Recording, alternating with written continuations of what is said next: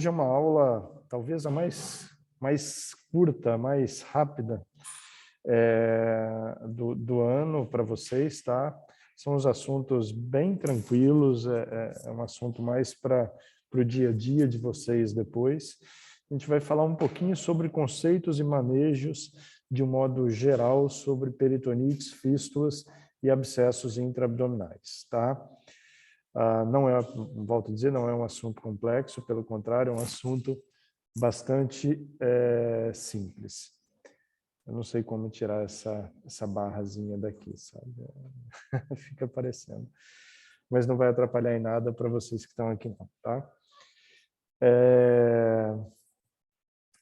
Só lembrar rapidamente para vocês que quando a gente fala de cavidade abdominal, e vai ser importante a gente ter esse conceito em mente, a gente tem alguns compartimentos diferentes dentro da cavidade abdominal que são importantes que a gente tem esse conhecimento, tem isso em mente para o manejo dessas coleções, abscessos, fístulas, enfim, tudo isso que pode acontecer de complicação de diversas patologias.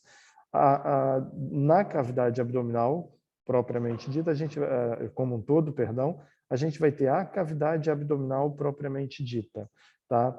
E a cavidade abdominal, a gente vai dividi-la em andar supramesocólico, acima do mesocólon transverso, inframesocólon, abaixo do mesocólon transverso, e as goteiras parietocólicas, aí direita e esquerda, que são entre o mesocólon ascendente à direita, descendente à esquerda, e a parede abdominal do respectivo lado, tá?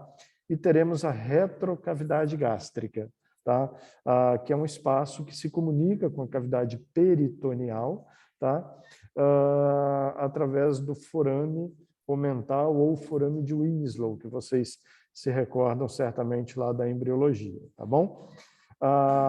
E lá na parte inferior da cavidade abdominal, a gente vai ter a cavidade pélvica, tá? Então, a gente faz essa subdivisão em espaço abdominal, propriamente dito, e pélvico. Mas tudo isso junto, frequentemente, é chamado de cavidade abdominal.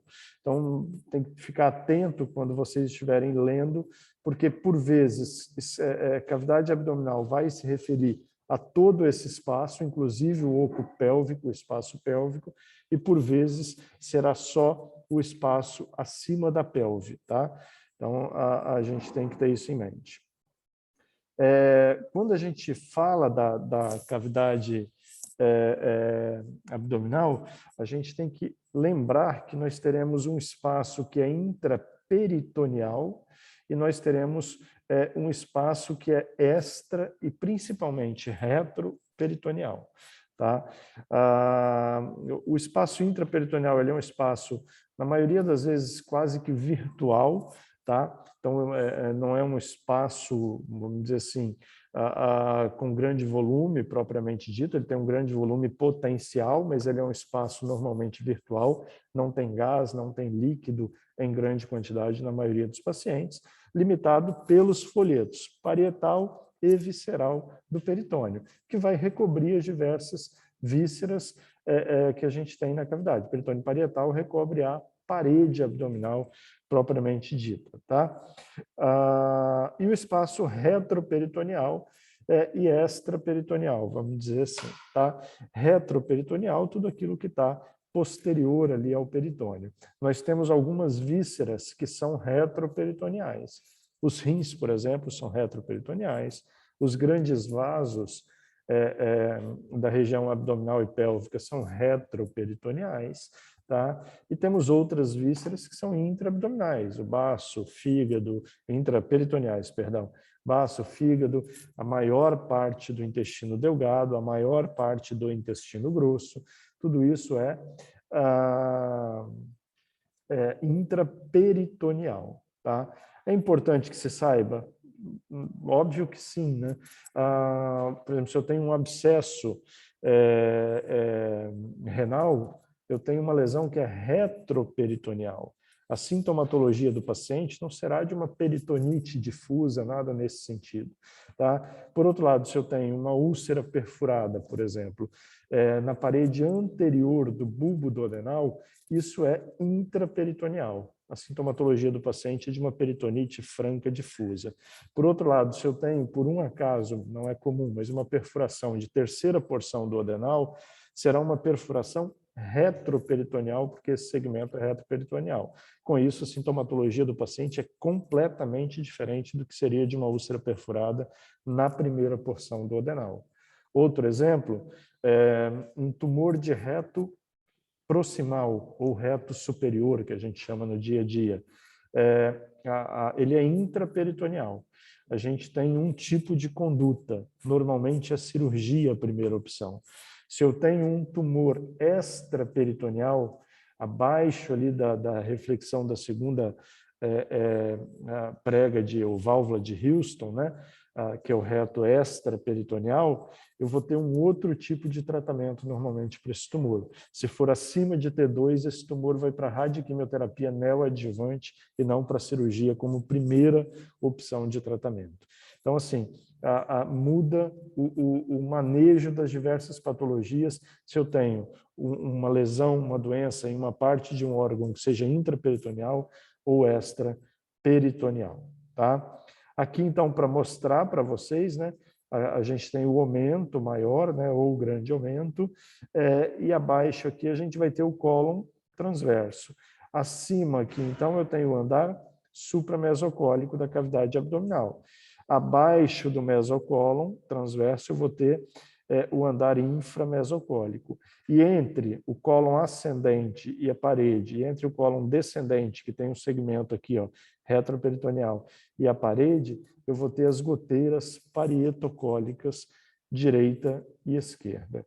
Tá? É importante lembrar dessa compartimentalização da cavidade abdominal? Sim, isso daqui direciona o líquido na cavidade abdominal, por exemplo, se eu tenho um apendicite aguda com um conteúdo purulento na cavidade, limita e direciona um pouco o fluxo desse líquido na cavidade, tá? Junto com a atuação do aumento, por exemplo, para bloquear aquele processo inflamatório em um único local.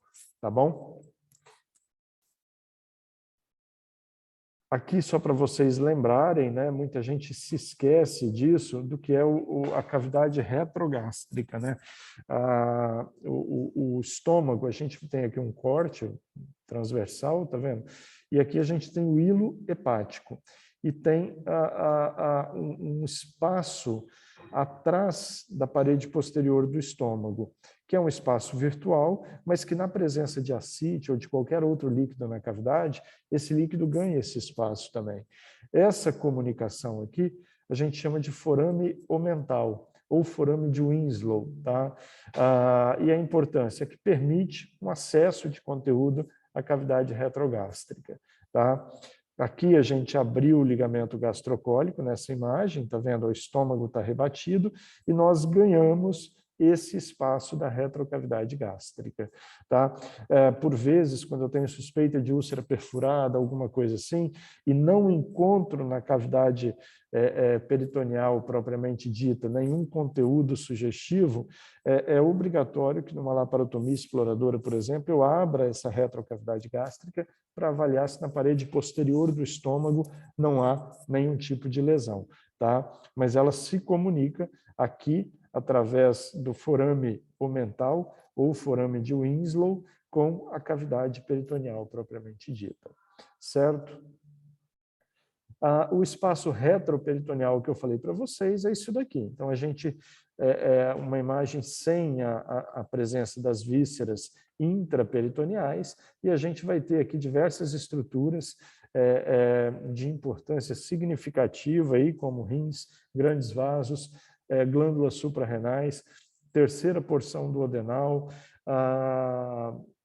reto extraperitoneal aqui, né, o reto inferior, um segmento do cólon descendente, tudo isso, o apêndice, em alguns pacientes, ele pode ser retrocecal e nessa situação ele é retroperitoneal também, tá? Então, diversos órgãos com potencial de desenvolvimento de diversas doenças que podem ser retroperitoneais. E volto a dizer, um processo inflamatório, infeccioso, um abscesso, uma fístula nessa região tem um comportamento completamente diferente de quando eu tenho uma lesão semelhante para a cavidade intraabdominal, tá?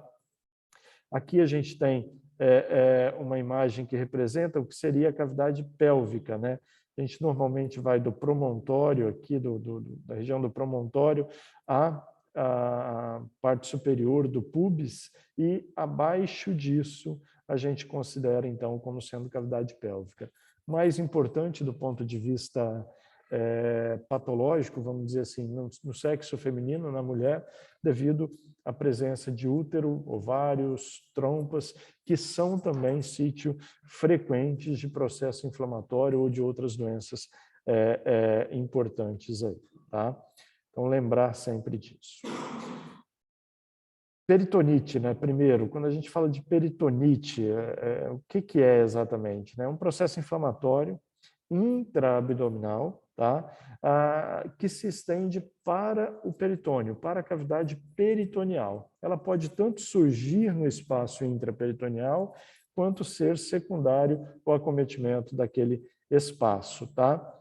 As causas as mais comuns de se ver são infecções de órgãos intraabdominais, então uma apendicite que evolui com peritonite, uma diverticulite, uma colecistite, processos inflamatórios infecciosos de órgãos intraabdominais que acabam evoluindo com peritonite. Pode acontecer após procedimentos cirúrgicos. Eu fiz uma pancreatectomia que evoluiu com uma fístula e essa fístula provocou uma peritonite química, né, por conteúdo enzimático ali na cavidade peritoneal. E ela pode ser espontânea, que a gente vai ver daqui um pouquinho, tá? Pode ser classificada como primária, secundária ou terciária, que a gente vai ver já também, tá? A peritonite primária, né? O que vem a ser? É uma infecção da cavidade peritoneal, abdominal, conforme a gente já disse, que comumente acontece em pacientes portadores de doenças crônicas aí, que evoluem com ascite rica em conteúdo proteico, tá? E essa ascite rica em conteúdo proteico serve de meio, vamos dizer assim, para o desenvolvimento de infecções na cavidade peritoneal. Os dois exemplos mais clássicos são a cirrose hepática, tá? Ascite associada à cirrose, e na síndrome nefrótica. Vocês já tiveram nefrologia? Não, vocês vão estudar bem isso daqui, tá? Na síndrome nefrótica também acontece uma ascite rica em proteínas e também pode acontecer peritonite bacteriana espontânea.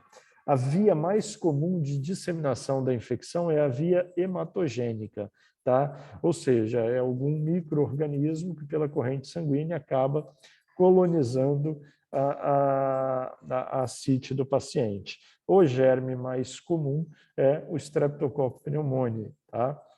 A principal característica clínica para se suspeitar de uma peritonite bacteriana espontânea em um paciente que tenha essa ascite é a descompensação clínica.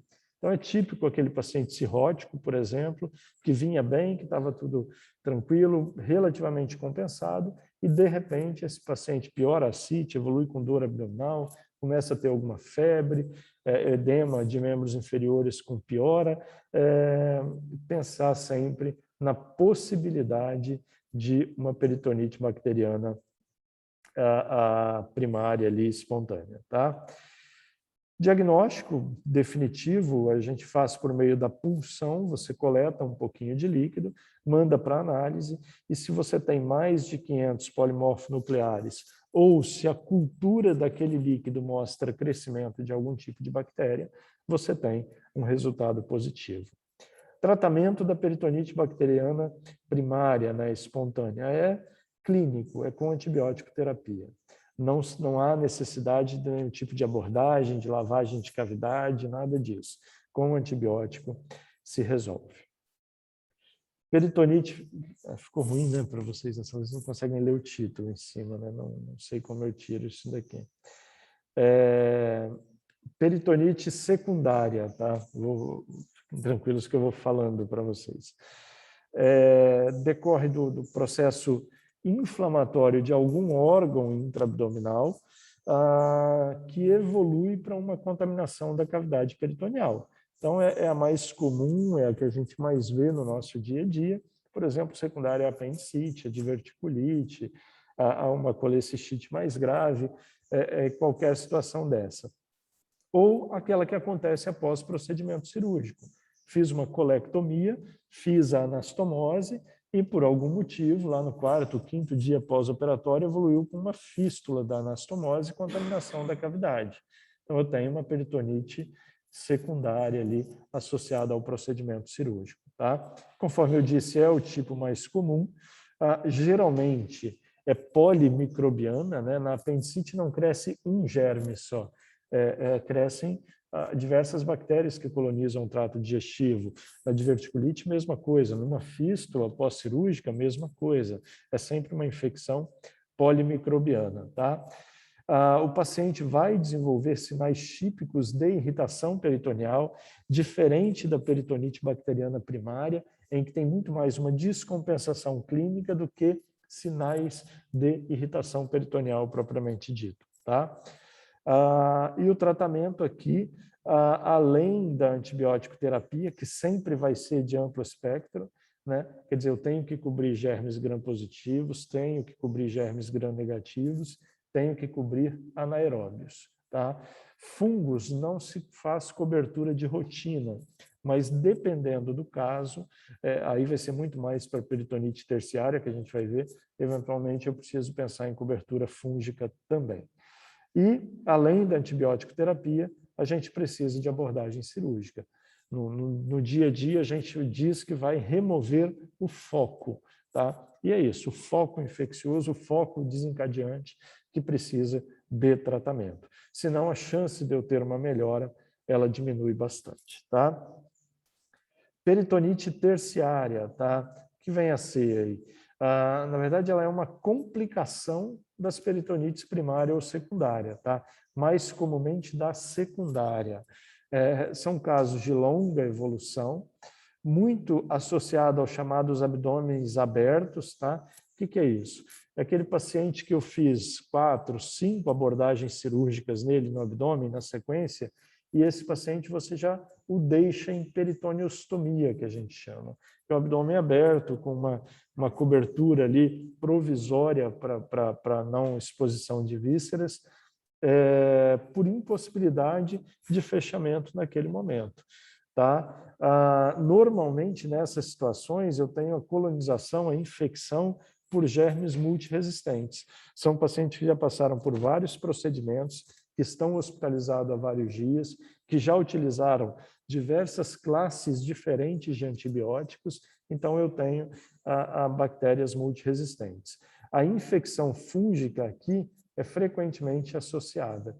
Então, eu tenho que pensar e às vezes já tenho que começar um tratamento empírico para fungos também. Tá? Quadro clínico vai ser de sepse ou eventualmente só de febre recorrente. Tipicamente o paciente de UTI que está lá com aquele abdômen complexo que você já abordou várias vezes e que continua fazendo febre sem nenhum outro foco infeccioso aparente. Quer dizer, é do abdômen mesmo. Tá? O tratamento, você precisa continuar abordando esse paciente, precisa lavar a cavidade, precisa remover abscesso, drenar abscesso e tentar, de maneira progressiva, ir fechando o abdômen quando ele estiver aberto. Tá? E o uso de antibióticos. Aqui o recomendável é sempre o quê?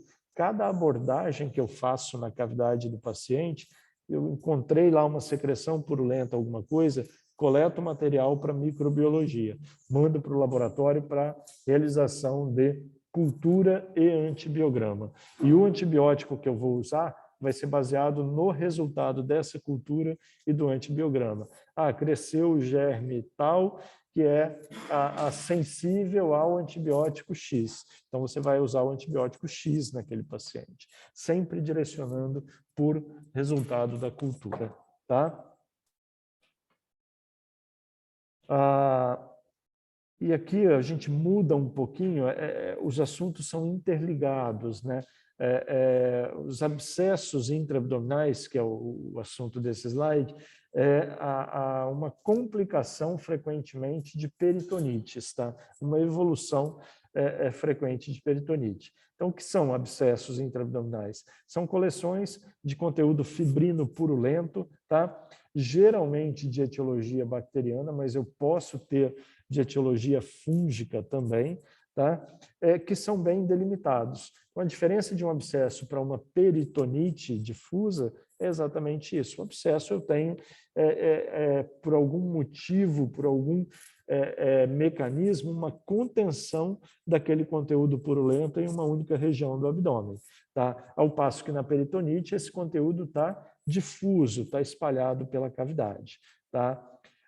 Esses abscessos podem ser classificados quanto à origem, como primários ou secundários, quanto à região anatômica, vai variar bastante, então eu tenho intraperitoneal, inframesocólico, supramesocólico, ou nas goteiras, um abscesso que está próximo ao diafragma, eu chamo de subfrênico, tá? Então, nós temos diferentes terminologias.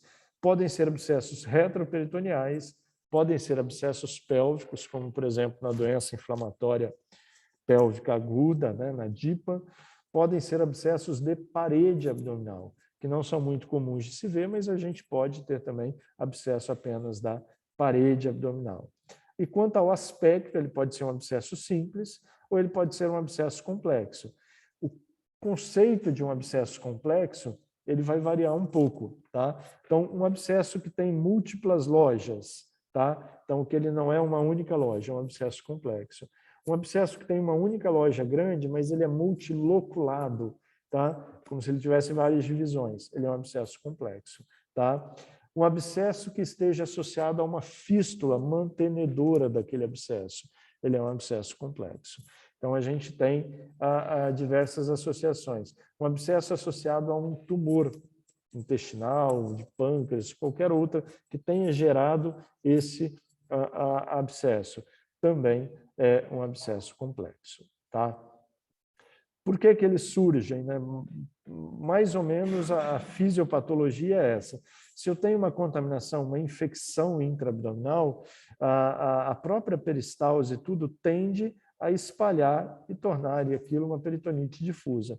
Mas, eventualmente, o próprio organismo pode conter o aumento, né? Ele tem uma função extremamente importante nas infecções intraabdominais. Por estímulo pelo processo inflamatório, o aumento vai sendo direcionado para aquela região e literalmente vai bloqueando o processo inflamatório. Eventualmente pode ser suficiente para evoluir para a cura com um antibiótico, com as próprias defesas do organismo. Mas, às vezes, a gente tem uma defesa, vamos dizer assim, que ela é parcialmente eficaz. Então, ele consegue conter aquele processo inflamatório, mas não cura. Então, você tem o desenvolvimento, o acúmulo de conteúdo fibrino purulento em um único local, tá? Bloqueado pelas próprias defesas intraabdominais, mas não evolui com uma cura como seria o esperado. Diante disso, você tem a formação de um abscesso. Tá? As causas mais comuns, perfuração de vísceras, tá? As mais diversas, úlcera, por exemplo, apendicite aguda, diverticulite aguda, a depender da classificação, da fase evolutiva, isquemia ou infarto mesentérico raramente dá, é uma causa, mas raramente dá, porque normalmente é um quadro mais grave e o paciente tem um desfecho, ou vai para a cirurgia, ou vai a óbito, infelizmente, antes que se forme um abscesso. Tá? É uma doença, isquemia mesentérica, principalmente quando ela é mais extensa, ela é mais grave. Tá? Pancreatite, com necrose pancreática, pode tardiamente evoluir com infecção do tecido necrótico e a formação de abscessos. Trauma, tá? geralmente traumas penetrantes aí tendem a lesar alguma víscera aí, que evolui com abscesso intraabdominal, e complicações pós-operatórias. Tá? Também não é uma causa rara de infecção intraabdominal e da formação de abscesso. Tá? As mais diversas cirurgias podem evoluir com formação de abscesso. Tá? Quanto ao quadro clínico, né, qual seria? Dor abdominal, dependendo da localização, você pode ter a queixa álgica como sendo importante. Distensão abdominal também vai depender muito da localização, do tamanho do abscesso. Alteração do apetite, principalmente anorexia e hiporexia, o paciente geralmente perde o apetite quando está com uma infecção intraabdominal, um abscesso. Sinais clínicos de infecção, como taquicardia, dispneia, febre, podem ser vistos. Ilho paralítico, ilho adinâmico, né? O intestino tem uma peristalse reduzida a depender da localização desse abscesso, tá? E isso pode gerar náuseas e vômitos também.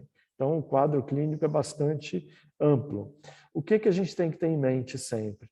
Tá? Que o paciente que tem hipotensão, que tem insuficiência renal, e uma medida que a gente pode ter bem precoce de complicação renal é o baixo débito urinário, tá? Então a oligúria, e a alteração do estado mental devem chamar a atenção para um paciente com uma gravidade maior.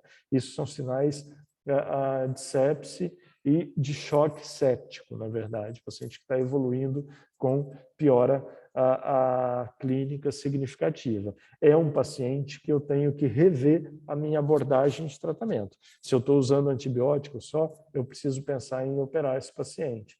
Se eu puncionei esse paciente, eu preciso pensar em, às vezes, repuncionar, fazer uma nova abordagem, checar a cultura, ver se o antibiótico que eu estou utilizando é adequado para aquele tipo de germe que o paciente tem. Enfim, o paciente que apresenta uma evolução desfavorável tem que ter a sua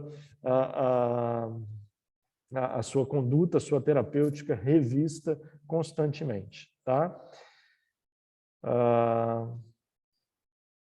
o diagnóstico, a gente vai ter que abrir mão frequentemente dos exames de imagem para o diagnóstico dos abscessos. A gente pode utilizar o ultrassom, tá? Ou o exame de tomografia. Ultrassonografia, dependendo da localização, da janela ecográfica, do perfil do paciente, se tem muita distensão de alça ou não, ele é um exame interessante, mas o grande problema do ultrassom é o fato de ser extremamente dependente do examinador. Tá? A gente sempre frisa isso para quem vai fazer um exame de ultrassom. Eu preciso confiar no laudo que o ecografista me dá. Tá? Aquela imagenzinha que vem impressa no ultrassom, ela serve para muito pouco, eu diria que quase nada para a gente. Tá? Diferente da tomografia, que eu recebo todas as imagens do exame e eu consigo avaliar, ter uma noção muito boa da lesão que o paciente apresenta. A ultrassonografia não, é um exame dinâmico em que eu preciso confiar no laudo que o colega manda para a gente. Tá? Lembrar que a ultrassonografia ela tem uma vantagem muito grande. Aquele paciente que está grave na UTI, por exemplo, usando drogas vasoativas, noradrenalina, vasopressina, que está instável hemodinamicamente, eu consigo levar o aparelho de ultrassom até lá e fazer o exame com segurança à beira-leito. Então, é uma vantagem muito grande para alguns pacientes. Eu não preciso deslocar o paciente grave até o setor de imagem, aguardar lá 5 a 10 minutos, que é o tempo para se fazer uma tomografia com contraste trifásico adequado, que a gente fala, né? Como que é a tomografia? Não sei se vocês têm essa ideia, um exame de tomografia, né? Você leva o paciente, deita ele na maca da tomografia, né? Na mesa da tomografia, e aí o técnico posiciona, ele faz um scout, que a gente chama, que é um exame, como se fosse um raio-x grandão do paciente, para posicionar de onde a onde você quer fazer os cortes tomográficos. Feito isso, você faz uma fase sem contraste. Cada fase dessa é rapidinho, ali depende muito da tecnologia da tomografia, se é um exame mais novo, se é um aparelho mais novo, se é um aparelho mais antigo, mas os aparelhos atuais aí, eles fazem um corte de corpo inteiro em alguns segundos, então é rápido, tá? Então ele faz ali rapidamente. Feito isso, você vai para a fase arterial. Então você vai lá, injeta o contraste no paciente, faz a fase arterial. Na sequência, o que a fase arterial é interessante para ver? Como o nome está dizendo, os vasos, né, as artérias, tá? O contraste vai realçar as artérias e vai realçar os órgãos que se coram precocemente por contraste. Dois principais na cavidade abdominal, pâncreas e rins, tá? O córtex renal se cora precocemente na fase arterial. Feito isso, vai variar um pouquinho de protocolo para protocolo, mas normalmente 30 segundos depois você já faz um segundo corte, que a gente chama de equilíbrio, tá?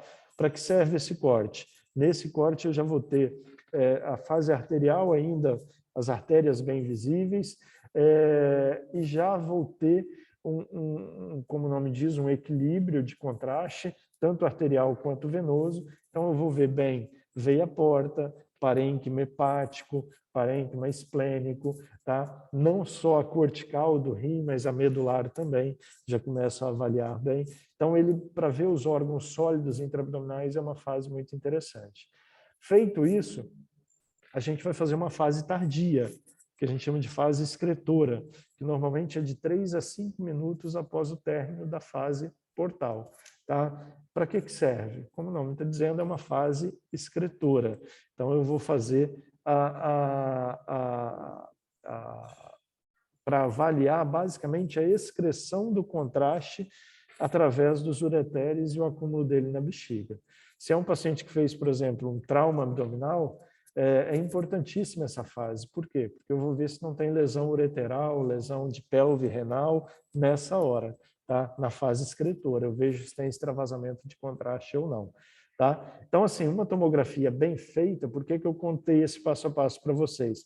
Ela demora, no mínimo, 7 a 10 minutos. Tá? Se eu tenho um paciente grave de UTI, é muito tempo para ele ficar fora da UTI, com uma monitorização que não é a ideal, não é a mesma que ele tem na UTI, por mais que você tenha maca de transporte, oxímetro, leve a bomba de infusão de medicamentos e tudo, ele não está na segurança da UTI. Então, para o paciente instável, o ultrassom ele é uma ferramenta bem interessante, porque você leva o aparelho até o paciente. Tá? Mas, sem dúvida nenhuma, a tomografia computadorizada ela é um exame de eleição para tentativa, para estudo dos abscessos e das coleções intraabdominais, tá?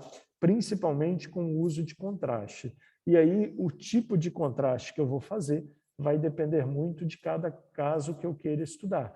Então, eu posso fazer o contraste endovenoso apenas, eu posso fazer o contraste via oral e endovenoso, e para casos bem específicos, por exemplo, se eu tenho uma suspeita de uma lesão pélvica, de um abscesso pélvico, muitas vezes o contraste via retal ele é interessante também.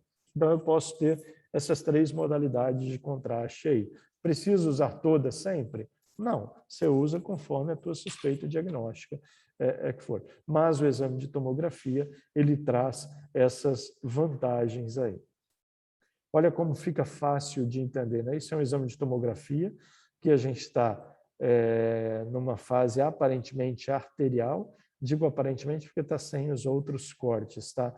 Foi feito com contraste arterial, olha como a aorta está cheia de contraste. Como eu sei que a aorta está com contraste? Quando ela está sem contraste, ou já é uma fase tardia, ela fica com essa aparência, né?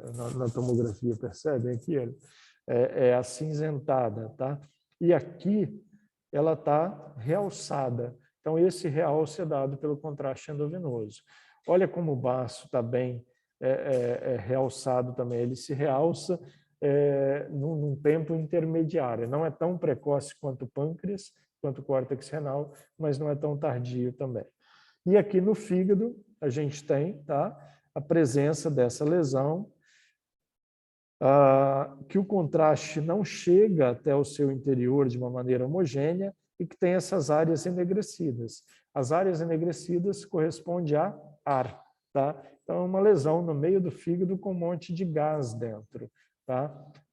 Isso é um abscesso piogênico aí, né? Tem pus, tem secreção purulenta aqui dentro. Aqui um outro caso, uma imagem bonita, tardia de uma pancreatite aguda.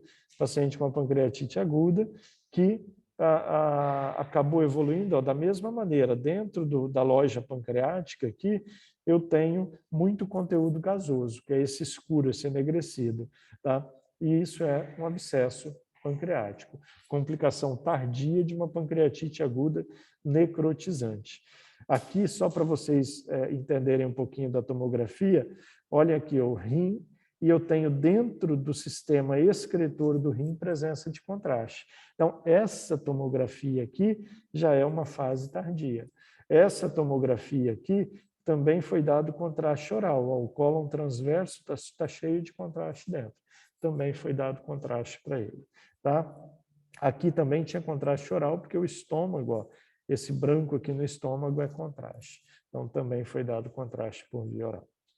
Aqui um outro exemplo de tomografia para vocês, tá? Fica claro aqui, né, a imagem. Em que a gente tem aqui na pelve do paciente, eu tenho os ossos aqui da pelve, tem a presença de uma calcificação e em volta dessa calcificação eu tenho uma coleção aqui que tem uma parede ao redor, tem gás em seu interior. Muito provavelmente essa calcificação é um apendiculito que a gente fala, tá? E esse abscesso é uma apendicite aguda complicada por abscesso pélvico, tá? Então, provavelmente esse é o diagnóstico do paciente. Quando eu comparo, a gente acabou comentando, né, a ultrassonografia com a tomografia para o diagnóstico, eu tenho vantagens e desvantagens. Então, a principal vantagem da ultrassonografia é barato e é portátil, não utiliza radiação, é fácil de fazer. O que é ruim, o lado ruim? Desvantagem, que é examinador dependente. Então, esse é o grande problema da ultrassonografia. Tá? Tomografia computadorizada, lado positivo. É um exame que me mostra com muita precisão a presença do abscesso, a localização, se é um abscesso simples, se é complexo, enfim, me dá todas as informações possíveis. Lado ruim, eu vou ter mais informações quanto mais detalhes na realização desse exame tiver, como, por exemplo, o uso do contraste endovenoso e via oral. Nem sempre vai ser possível. Contraste endovenoso, ele pode levar à insuficiência renal. Ele pode levar à reação anafilática, à reação alérgica e anafilaxia, tá? Para alguns pacientes. Então, eu tenho um risco associado ao uso do contraste endovenoso também. E eu preciso pesar se para aquele paciente que eu estou avaliando vale a pena correr esse risco ou não.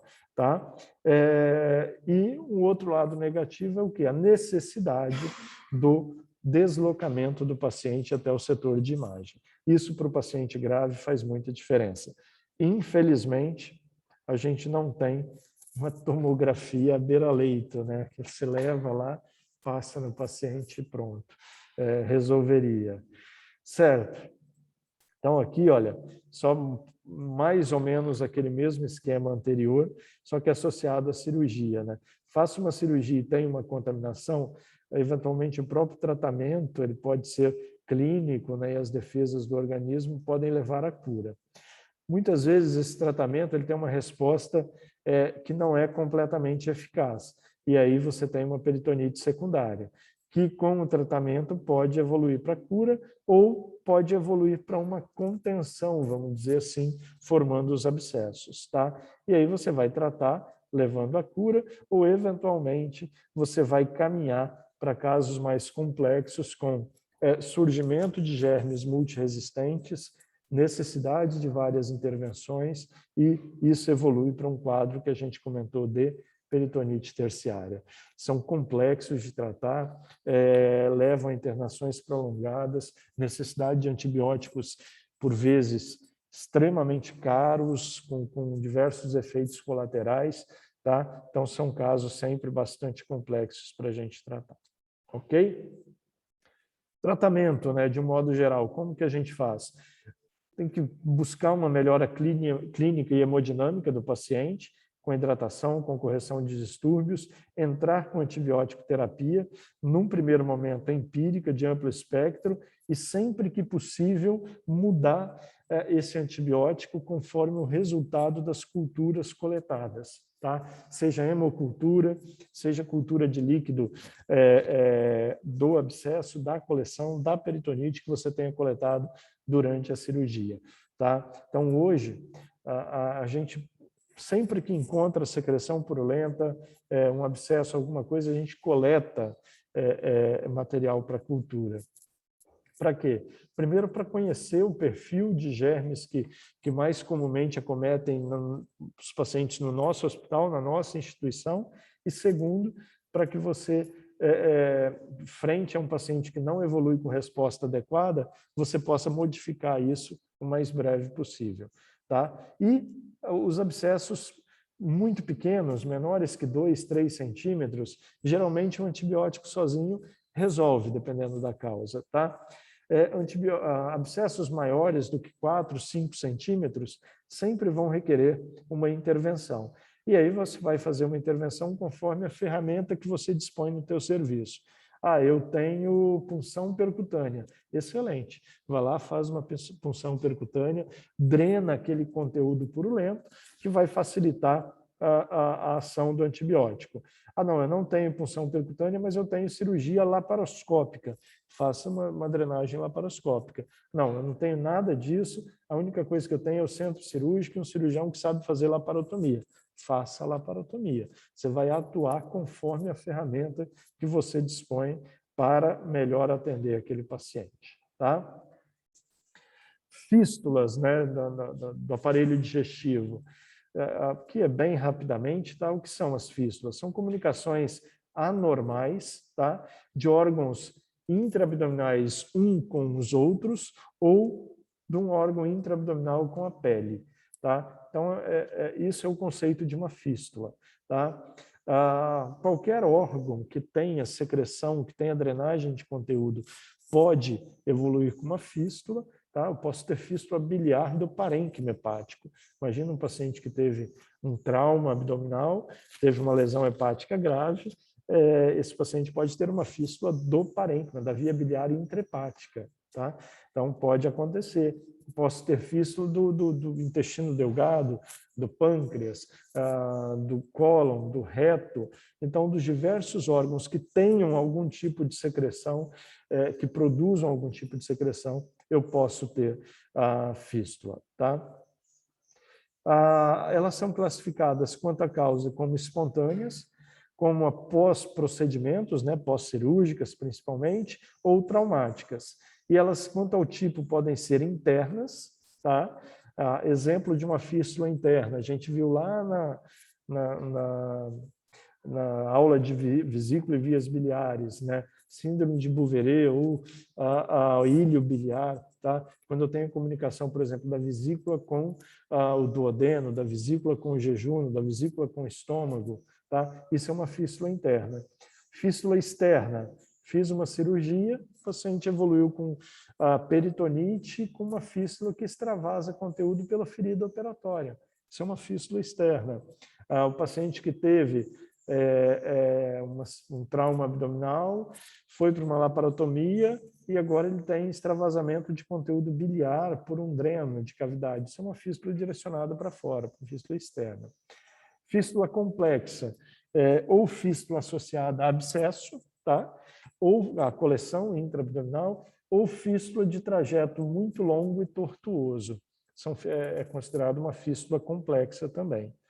Quanto ao débito, posso ter fístulas de baixo débito ou fístulas de alto débito. Não há um valor para eu dizer para vocês assim, olha, fístula de alto débito é a partir de tantos ml, fístula de baixo débito é a partir de tanto. Por quê? Porque vai variar de órgão para órgão, tá?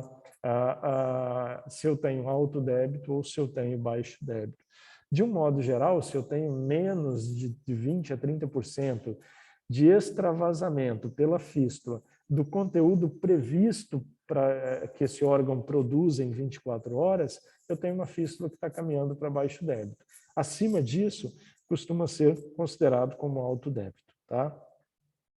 Aqui, exemplo, então, para vocês, olha, de uma fístula interna.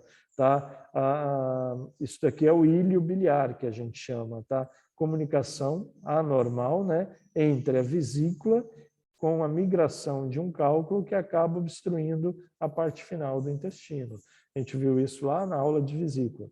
Outra coisa que a gente viu na aula de vesícula, o quê? Síndrome de Mirise, tá? Em que se forma uma fístula entre a própria vesícula e a via biliar. Ela pode ser graduada de grau 1 a grau 4. Grau 1, na verdade, não tem a fístula, né? Grau 1 é só a compressão. Com a fístula vai de grau 2 a grau 4, mas é uma fístula interna também. Causas, tá?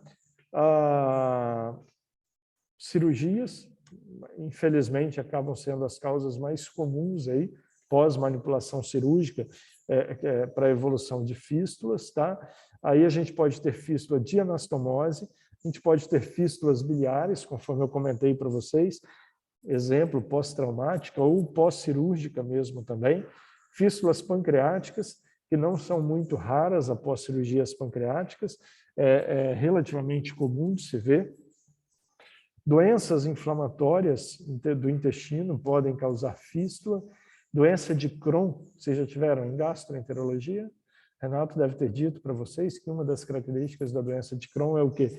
Formação de trajetos fistulosos, seja entre alças de intestino dentro da própria cavidade abdominal, seja na região perianal, com formação de trajetos fistulosos perianais.